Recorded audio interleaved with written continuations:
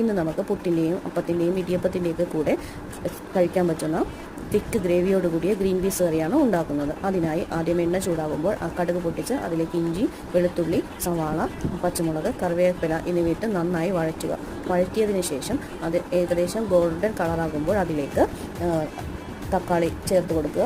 തക്കാളിയും കൂടി ചേർത്ത് നന്നായി മൂത്ത് വരുമ്പോൾ അതിലേക്ക് മഞ്ഞൾപ്പൊടി, 2 സ്പൂൺ മല്ലിപ്പൊടി, 1 സ്പൂൺ മുളക് പൊടി എന്നിവ ചേർത്ത് നന്നായിട്ട് വഴറ്റിയതിനു ശേഷം അതിലേക്ക് ഗരം മസാല കൂടി ചേർത്ത് ഒന്നുകൂടി നന്നായിട്ട് വഴറ്റുക. ഈ സമയം കുക്കറിൽ മഞ്ഞൾപ്പൊടിയും ഉപ്പും ചേർത്ത് വേവിച്ച് വെച്ചിരിക്കുന്ന ഗ്രീൻ പീസ് നമുക്ക് ഈ മസാലക്കൂട്ടിലേക്ക് ചേർത്ത് കൊടുത്ത് രണ്ടും കൂടി നന്നായിട്ട് യോജിപ്പിച്ച് നമുക്ക് കുറച്ച് നേരം ഒരു തിള വരുന്നത് വരെ നമുക്ക് വേവിക്കാൻ വെക്കുക. അതിനുശേഷം സ്റ്റൗ ഓഫ് ചെയ്യുക.